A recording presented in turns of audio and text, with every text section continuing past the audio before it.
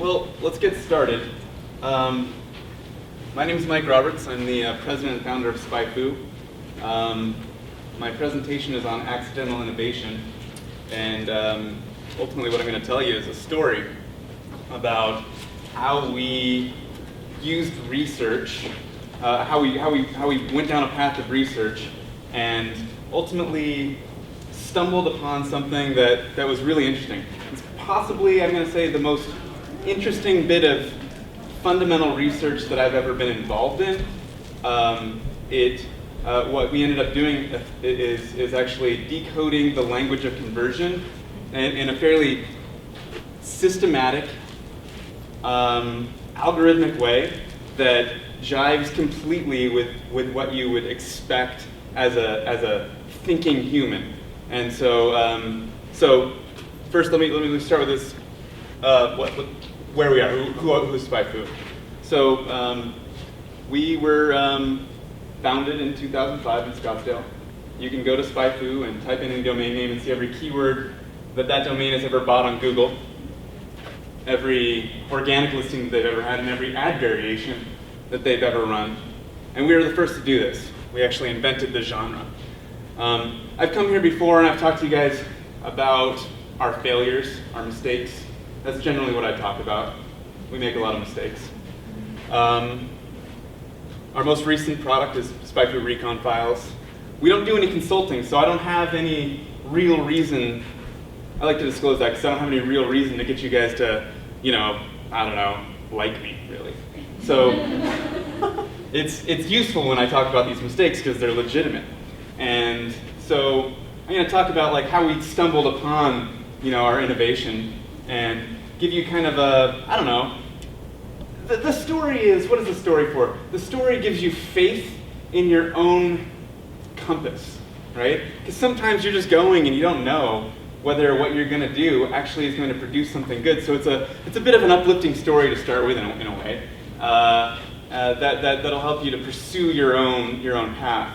But then at the end, if you sit through, if that part is boring to you, if the human story sucks, it's fine, because there's going to be a whole bunch of really valuable little nuggets that if you've ever written a headline, if you've ever written a landing page, if you've ever made a sign, a billboard, an ad, anything, all this stuff is perfect for you. It'll make you money, right? At the end of this story of goodwill and happiness, you'll actually see some things, lots of them, that'll actually show you how to convert more people from browsers, passive users of anything, to actually actively engaged users, buyers potentially.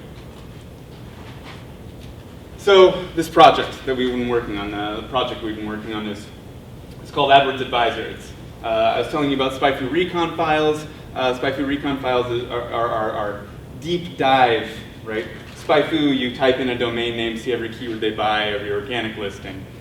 Recon Files sort of turns the page load aspect of everything on its head. So instead of having to, answer your question in 2 seconds, which is kind of what you have on a web page, we'll spend days, hours digging up all of the best information that we can about your recon or your SEO campaign.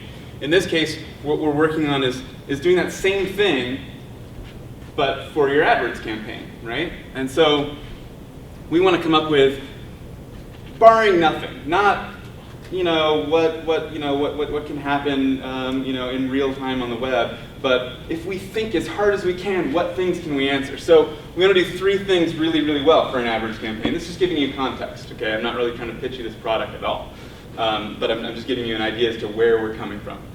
We want to be able to make really solid buy recommendations for your ads. We want to give you negative match recommendations, so things to stop buying or things to cancel out because you're wasting money on them. And then the other thing we want to do is make ad copy recommendations. So we want to help you to improve your ad copy. Which ads are doing worse than your competitors, and what can you do to fix that, right? SpyFu is all about competitors, so we use that math of, we basically say that people will waste money on AdWords, but they won't waste a lot of money for a long time. And one of your competitors is hopefully stupid. Hopefully they're not smarter than you. Ideally, at least from our perspective, you got you and your competitor, we flip a coin, one might be smarter than the other, one might be doing a better thing. So we use this sort of math of the market plus the math of how long they've been doing things to figure out what is truly profitable.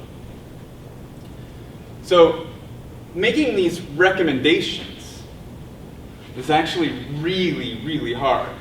Like, I've tried this more than once over time. Trying to, use, I don't know, a thesaurus or something to try to like shim in some words that might be better. This is just a horrible, horrible waste of human time and effort, and it never results in anything good. So I broke this problem down and kind of said, well, let's just see if we can at least, if we can't make recommendations, let's see if we can at least identify places where you're doing a bad job, right? So that's something we could do. Like I said, we're pretty good at sifting through the data and finding the signal versus the noise. Ultimately, what we're doing here is reverse engineering the quality score of ads. I don't know if you guys are familiar with how that works or what a quality score is, but it's sort of Google's number to tell you whether or not which ad is good or how good your ads are, how good your campaign is in general. And reverse engineering that is hard, but trust me, doing the whole thing is a lot harder. So we set down this path and we actually did a pretty good job. We got pretty good results. In fact, we got great results for big campaigns. We have lots of data points on them. Big, huge, like Newegg or Best Buy or whatever, we can be like, seriously, these are great ads. These are shitty ads. And for small ones, where we have fewer data points, not as good results. The other thing is that it's difficult to account for an individual domain's bidding strategy or an entire industry's bidding strategy, for example. I mean, if you look at like the way that eBay bids versus the way that Amazon bids, eBay's always at the bottom. So if we do the best job of identifying their best ads, they're still gonna we're basically gonna say that their ads all, they're not necessarily good ads. They don't necessarily do a good job. You can't. It didn't work perfectly, but it works really pretty well. So, is there anything we can do? We got a pretty good algorithm. We got a pretty good system for identifying which ads are working. Is there anything that we can do to do the second part? Is there any way that we can actually make these recommendations? Because it would be awesome, right? Wouldn't it be awesome if we could just be like, make this change? So, I've already talked about some of those ways that things could suck.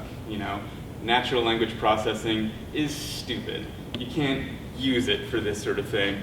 There's a whole body of academic research into trying to rewrite something, and they suck. You guys have seen article spam. That's effectively what you get if you try to have a computer rewrite something for you. It's not good. So our plan is to compile from the internet, the blogs, whatever, expert knowledge, as much as we can find about what makes a good ad, what makes, not necessarily a good ad, what converts well, what is good conversion language, what is bad, what's a bad idea, what are good things, what are bad things. So we compiled them all. Actually, we have a spreadsheet that's much larger than that, not much larger actually. It's only got 40 rows. We can come up with 40 rules, but they're pretty good, Use words that imply a secret, credibility indicators. Use the word free shipping. You need to, how to. Build urgency. Act now, don't delay. Act today, not tomorrow or whatever, right? Use the word download. There's also a bunch of bad things. There's actually some generic things that I'll get to in terms of less quantitative, more qualitative aspects of these things, more general guidelines to follow, and those are actually really solid, more solid maybe than these individual data points. Use the word download. I don't know, is that good? Is it really good to use how to? How do we know? Anyway, we also compiled the bad things. Don't misspell. Don't repeat yourself. Free shipping is good, but it might not be a good idea to say free shipping on all orders, and free shipping. Probably not good.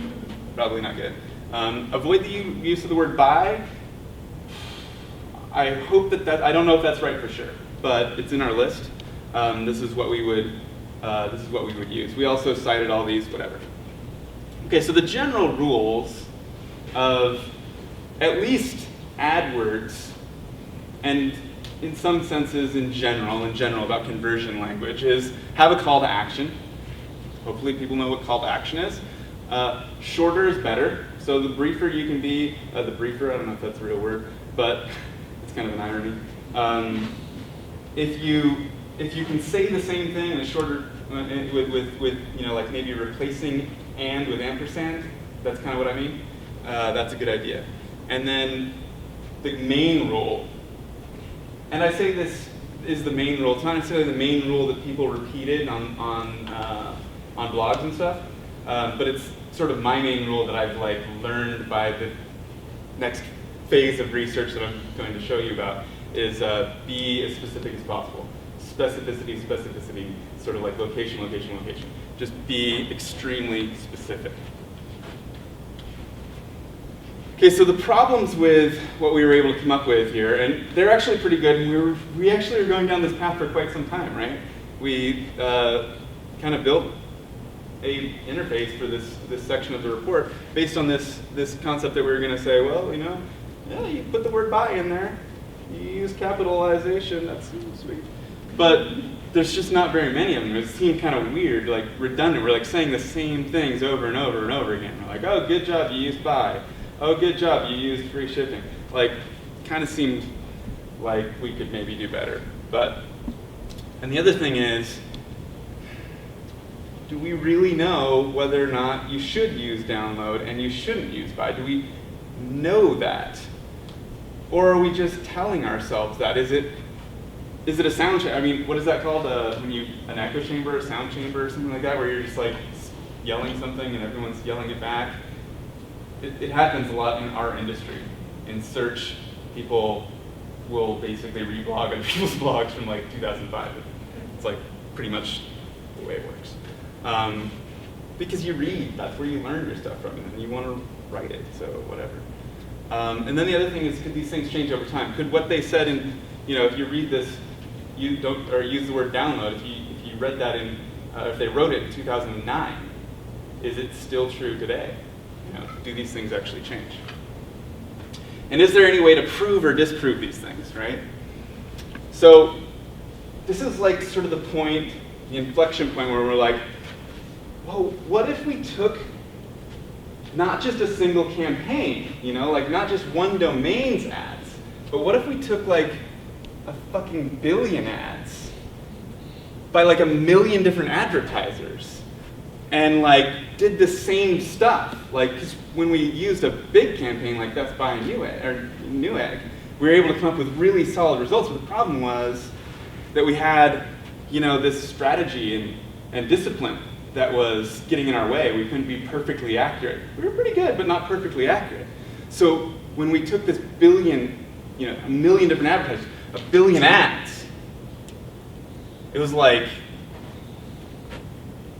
that's huge, right? I mean, I don't want to geek out too much, but like, you can do some crazy shit when you have 1 billion of something. That's all I'm saying, okay?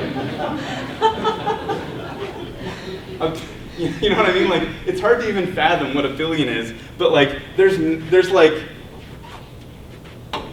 some cool shit that you can do. And so it was really exciting. Like, the proposition of this, my slide is actually a little bit more excited than I am. I'm pretty excited, but we didn't know anything yet, right? We didn't know anything at this point, but like my slide's kind of telling you that some good shit's gonna happen. Some good shit's gonna happen, okay? So, so we could figure out what we actually know if we use this data set. But then I was like, then we were like, okay. What do we actually know? Because like, do we know that buy is good or bad and download is bad? What can I actually, in my mind, my heart of hearts and everything, what do I know about conversion language? What is going to work better, right? So there's some things. There's actually some easier things in this. But audience participation. Which gets more clicks? Which converts better? Free shipping or free overnight shipping? Overnight. Bam! Free overnight motherfucking shipping. You put this in, and it takes, honestly, it takes like 30 minutes to get this answer. Like, it's like crunching, billions, data points. Overnight shipping wins, and we're like, yes! And this isn't based on like a small amount of information. This is 5.3 million unique matching ads from 54,000 advertisers. You know, presidential polls, 700, whatever, right? Our margin of error on this, you know, this is just ridiculous amounts of information. This is like polling the entire state of Ohio or some shit. You know what I mean? So let's try another one. Inexpensive versus value priced. Inexpensive. Consensus? Value priced. Based on 32,000 ads, 1.9 thousand advertisers. One more confidence builder. 30-day free trial or 30-day money-back guarantee? Money-back guarantee. Oh shit, I thought this one was... Free trial. Free trial. I'm influencing the crowd now. I try to put up the ones that, like, to me felt very, very true. There are easier ones that I could have done. I'll put those up here. So the answer is 30-day free trial based on 81,000 unique ads, 1,400 unique advertisers. So those were pretty nuanced, okay? Those were, I mean, I think that they required just enough thought, but there was easier ones. Great versus greatest, fine versus finest, you versus us. Everyone would guess that in like, you want to say, this is true, death lawyer versus kittens. Fucking kittens wins every time.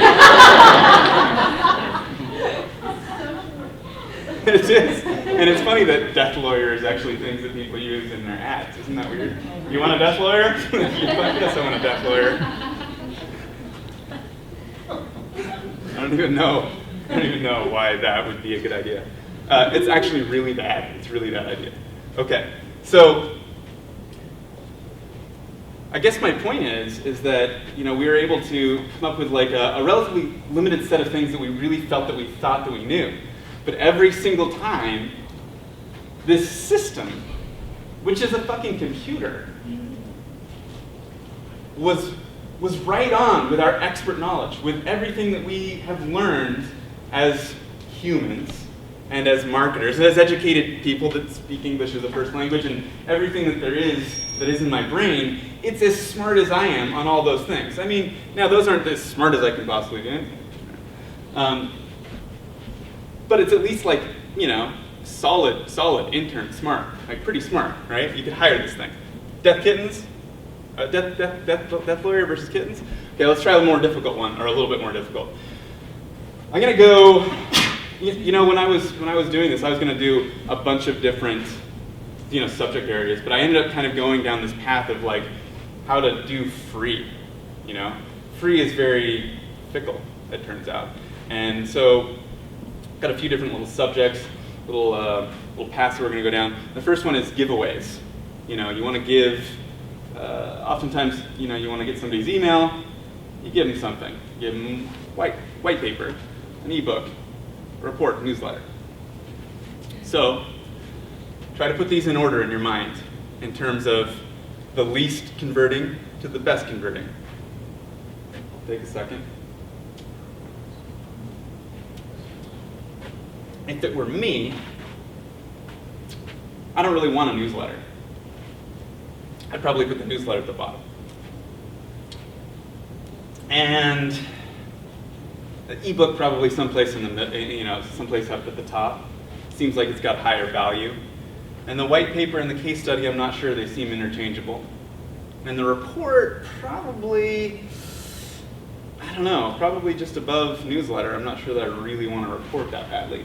But I like white papers and case studies, that's for sure. They feel like they're legitimate. So here's the answer. Newsletter loses, white paper beats case study, ebook, report, and newsletter. So if you want to give something away, give away a white paper. or a case study. This ebook one, though, looked weird to me.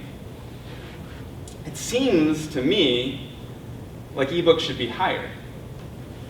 So when I put free in front of that ebook, it moved up. And this is actually a fairly significant move, by the way. I don't put like what the raw numbers are on here because I'd be explaining that for a while.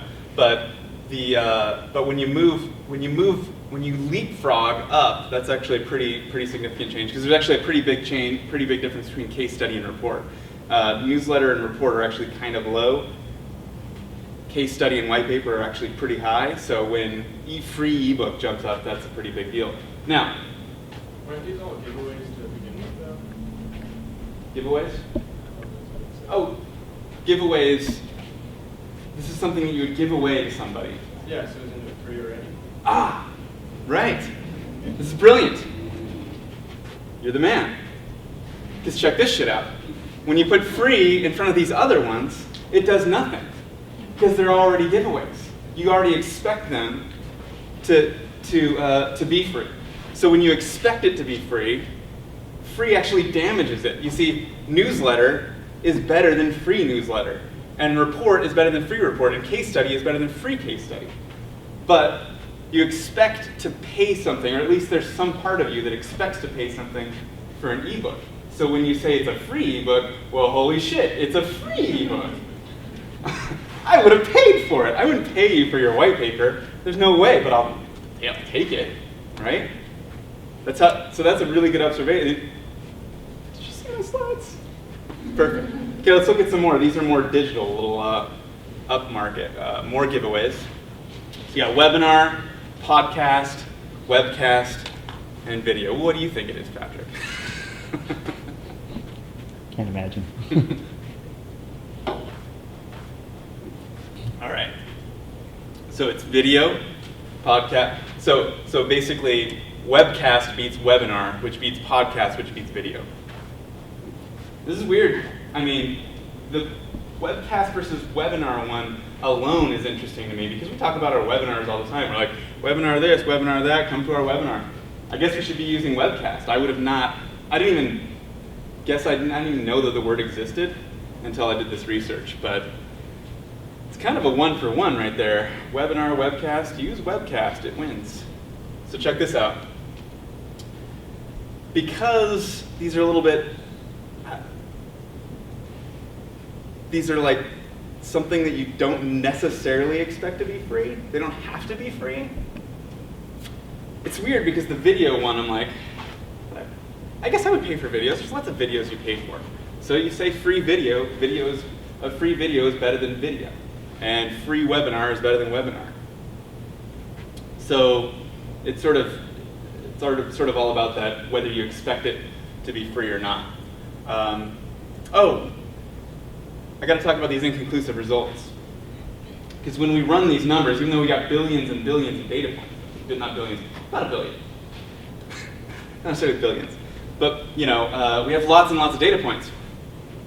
But we're inconclusive on a lot of things. It's actually a good thing that we're inconclusive. Because if we had an opinion about every single word that there was, every single phrase, the is a good word. Actually, you could make a solid case that the is a bad word, but if we had an opinion on every single word, I don't think it would be a good thing. It turns out we have an opinion on about 250,000 words or phrases. So if you think about it, the vast majority of words that you're going to come up with, we probably don't have an opinion on. But the ones that we do, and anything that I show you, by the way, I meant to actually say this a few slides ago. I was telling you about all these data points, and if you guys are data heads, you may want to know the amount of data that I'm talking about. And I've left them off on like these slides because it would kind of clutter it up. But every single one of these that I'm going to tell you about today is based on sufficiently very large sets of data. There's lots and lots of data points that we've basically washed and made made it to the point where we're very confident. I'm not going to tell you anything that I'm not very confident in today. There are things that I can tell you that I'm not confident about, but have a pretty solid lean, but all these are like 99%, very fucking confident. Okay, so where are we at here? Oh yeah, so these inconclusive ones basically mean that some of our signals are pointing in one direction on a phrase, and some of them are pointing in another direction. And so what may happen here is that we have data, obviously we have perfectly good data for podcasts and perfectly good data for webcasts, but probably not enough occurrences of free podcast or free webcast in order for us to say solidly who the winner is. So there's some places where I'll call out inconclusive or likely leaning and stuff, so on like that. But if I don't specifically call it out, it means that I'm really confident, and I would bet your money on it. I bet my money on it too.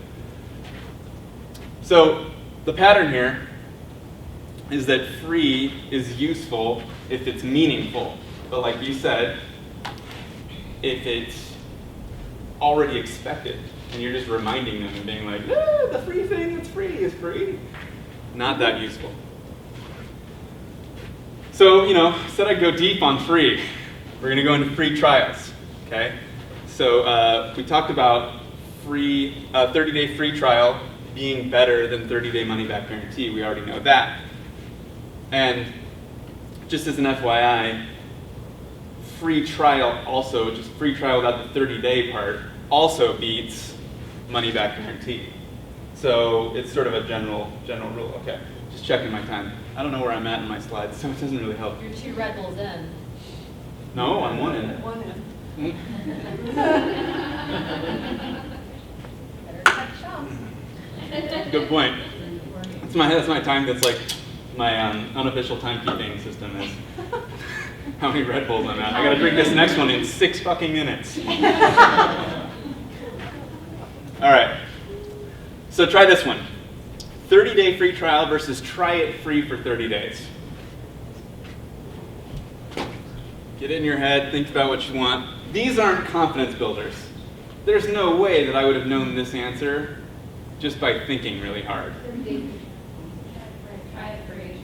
Let's see what it is. I actually don't even remember right now. Try it free for 30 days. Try it free for 30 days. Works, wins. But check this out. Free trial, okay, so what won? 30-day free trial beat try it free for 30 days. But free trial beats try it free. Okay, let's go back. Try it free for 30 days beats 30-day free trial, but free trial all by itself beats try it free. These things are fickle, they're weird, but this is about specificity. Try it free for any number of days beats any number of day free trial, which beats free trial alone. So if you're specific, and this is an interesting thing that I don't have in this slide, but 30-day free trial actually loses to 7-day free trial. So the more specific that you are, like there's a general rule that if you say lose weight, if you lose 30 pounds in 15 days, which seems kind of dangerous, but if you do that, that's better. The more specific that you are, so that's what's going on in this case, and it works better with the call to action in this case than the actual product or whatever you want to call that. So here's one more. Try it free versus try it for free. I'll give you a hint. If you think back to those general rules that I was talking about before, the general rules that we came up with, think of the first one. Try it free wins. Try it free beats try it for free because it's expressing the same thing with fewer words, right? So brevity is the winner. Okay, so I don't think that this is about AdWords as much as it's about the actual language of conversion. About you could use these exact same rules and the same data and these same, I don't know what these are, tips? In social media and landing pages and email, anytime when you want to make somebody, get them to act, get them to do something, that you want them to do. If you're writing headlines, if you're building signage, this is all the conversion, the language of conversion. Or at least, of course this is specific to AdWords. I mean, it's perfect for AdWords. But there's nothing that I've ever seen that analyzes the language conversion the way that we're somehow able to do right now. So let's talk about shipping. My next sort of pet subject. It's got a lot of free to it also. Just kept going down the free angle. All right, so we know that free overnight shipping beats free shipping. But try these ones. Free shipping, free second day shipping, free same day shipping, and free next day shipping. In a lot of ways, we can't all offer free overnight shipping. It's not like you can be like, you know what's interchangeable? Free shipping and free overnight shipping. No, it's not. Free overnight shipping costs a lot more than free shipping, right? But in a way, these are kind of, I mean, what is free same day shipping? Isn't that like, you're gonna ship it today? Right? Is free second day shipping actually the same as free next day shipping, or is it that you're gonna ship it tomorrow? I don't really know what it means, but it's not that complicated to provide. It's not significantly more expensive to provide free same day shipping than free shipping, right? Especially if we define it as, I'm gonna ship it to you today. So the answer is free shipping, free same day shipping beats everybody. Free second day shipping is a strong lean, but it's more like a 95% versus a 99% that I have. So those first ones sort of make sense. Free shipping, free next day shipping, free second day shipping, and free same day shipping. Free same day shipping, now that one I think is your sort of secret weapon, right? Free same day shipping. So let's keep going down the same path of free shipping-ish stuff. So we'll start at our free same day shipping and then put these ones in order. Free shipping and free returns, free shipping and returns, free shipping and free returns. So if we remember our brevity one, we might have the order of one set, right? And then if we know our specificity one, we might be able to figure out the other one, but I don't know that I would be able to look at these and totally know. It's really handy to have this data. So free shipping and returns actually loses to free same day shipping. But then when you say free shipping and free returns, being more specific about the fact that you're getting free returns, you actually leapfrog your same day shipping. And then using our brevity rule, we eliminate the and pick up another point. Note that still nothing beat free overnight shipping. I might have one that beats free overnight shipping. It's not in my slide. It's not in my deck. Because it looked really... Okay. Free and same-day shipping might beat free overnight shipping. I would test it. I don't know. This isn't a lean or not lean thing. This is more like why does that look so good? Let me see if I can do a little more research. I did it at like 2 a.m. and I was almost putting it in there. But if you want that, that's like sort of the free ampersand same-day shipping. Might beat free overnight shipping. Okay, but check this out. Don't get too excited about your fucking shipping. Because not a single one of these, when you put an exclamation point at the end, beats the one without the exclamation point. Not a single one. Okay? And by the way, I could do a whole fucking presentation on exclamation points alone. I'm dropping the F-bomb like crazy. Oh yeah, where am I at? Oop.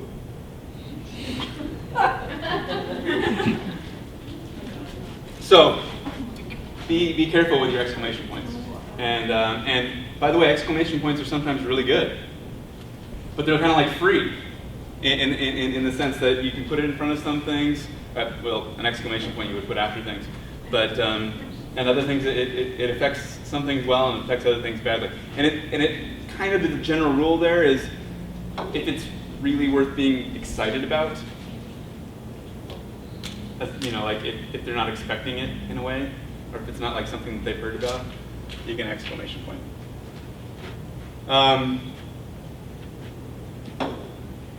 So here's what's cool, or not cool, or awesome, is that these things change over time. And at SpyFu, we've been collecting these same ads for 7 years. We were founded in 2005. We have data, the exact same keywords, the exact same ads and stuff like that, going back until 2006, 2007 at least for sure. So I can plot how any of these free words and any words really change over time, how they increase in conversion rate and decrease in conversion rate. So talked a lot about free, but it turns out free actually isn't the best way of saying free. It used to be that $0 was better than free. And now, no cost is better than free. Not in all cases. It's going to be one of those things, right? You can't necessarily say that no cost, 30-day no cost trial doesn't quite have the same ring. You'd have to figure out another way to say it. But in general, the word free, not as good as the phrase no cost. And sort of I wanted to plot this out really well, but I ended up scribbling it out because I basically have seen the chart myself, and then I was like up late and just drew it. But and it's a mouse drawing with a touchpad. But this will be your conversion rate. This is time, and this is about 2009. Okay, so 2009. $0 was the shit. It came from like nowhere. It's almost as though it was invented in 2008. It was so infrequently used, $0, in 2007 and earlier that it almost didn't even show up. It's like somebody was like, hey, let's invent $0. And so $0 had this meteoric rise and was like eating the shit out of free for so long. And now it's like plummeted. It's like it's just more or less tanked. It does a lot worse than free does now. And no cost has sort of consistently been on the rise. It'll probably fall. Zero cost may come back. Zero cost is right now nowhere. But I don't know, it seems like make money or something. I don't know what it is. It's like, it may come back, we'll see. That'd be kind of cool. So, the thing about conversion language is that it doesn't necessarily follow the trends that you want it to follow. It's not like you and me, maybe, or like it's not like necessarily going to get tired of words as quickly. Like, or maybe it is. Maybe it's more hip. I cringe at monetize and utilize, and I think some word people, probably Cedra, would possibly dislike nouns that become verbs with the appendage of eyes at the end. Synergize is a good one. Make it stop. Yeah. So the thing is, conversion language has its own little sort of sense of style, and so monetize beats the crap out of make money or profit or profitable, and utilize actually just decimates use. It decimates use. And it makes me so mad, but whatever. That's the conversion language, right? So it's November 5th, and I couldn't not plug in Obama versus Romney into our system, and it's inconclusive. Granted, this is a couple months ago. The data is from a couple months ago, so maybe it'd be more conclusive now. I don't know, but it basically says, I don't know, I lean Obama. That's pretty much, is like I don't have enough data on Romney. And so, yeah, that's what that one is. Okay, so how am I doing? I'm really solid, I think. I'm super solid. So one final thought is, according to the gods of conversion language, sex is greater than love. Sex beats love. And love is better than marriage. Marriage is better than anything having to do with kids. All those things are better than divorce, but the one thing, according to the internet and according to conversions, one thing that beats all of these is porn. Thank you. Actually, this is supposed to be my last slide, or was going to be my last slide, but my developers stayed up all night. They got there like yesterday on Sunday and worked all night, and were there when I got there in the morning to basically bring you all of this stuff in a box. So you can type in these, you can do all of these experiments that I just did, and 250,000 more by going to convertosaurus.com. It's free, and it'll be free for a long, long time. I mean, it'll actually pretty much be free forever, but we'll start charging for some portion of it at some point. It's super alpha. They did it in the middle of the night on coffee, right?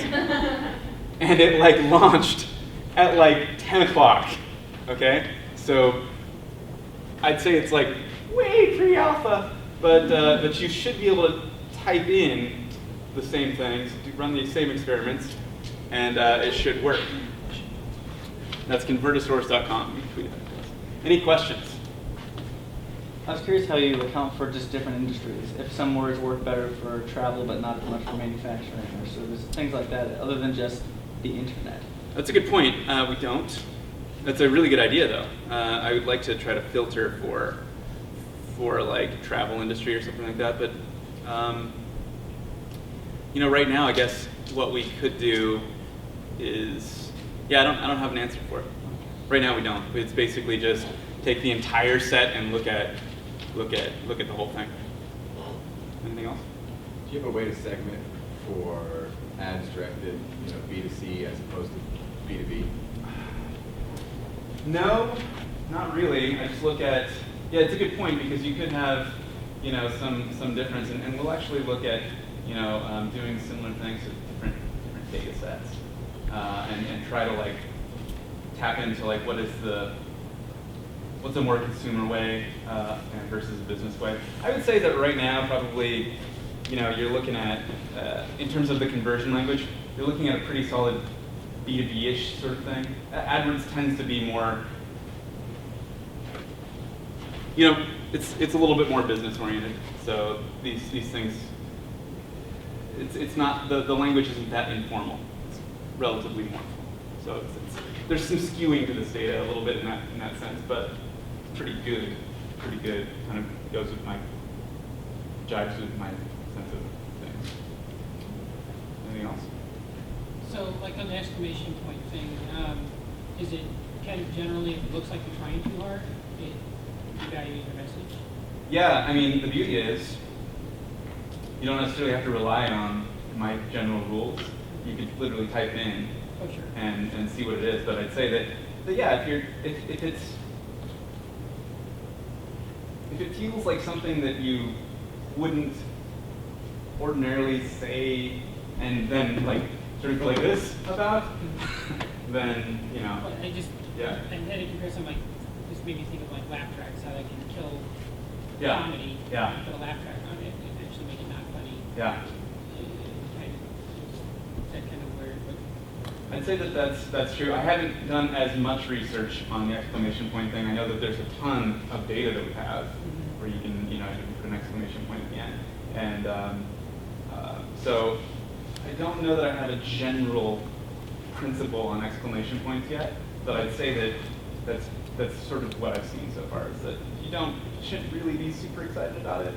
If you went and put like 5 exclamation points after it, 1 exclamation point is probably too many in an ad.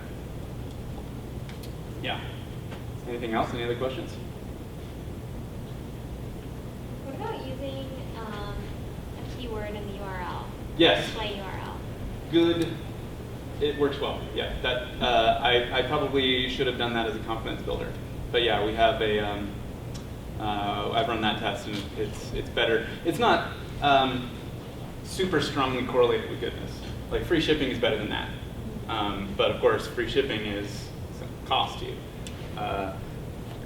So qualitatively, it's hard to like decide what to compare that against. But it is a good thing. It's better than, for example, it's better than the middle, which like the word on might be a middle word or something. So you could compare it against that. That'd be good. There's a lot of those rules using in AdWords. Of course, you'd want to use title casing and that type of thing. There's a lot of good rules out there that aren't specifically about the words, but keywords are definitely good. Only once though. Probably only want to use it once. Oh, and one more thing. Wish I knew this one. It's one way or the other. It's either better to use it in the title or better to use it in the body. Like there's like a significant difference, and I think it might be better to use it in the body, which is kind of counterintuitive, but I don't know. What about in the display URL? Yes, good. Oh, okay. Good times. Anything else? Any other questions? Awesome. Thank you guys for showing up.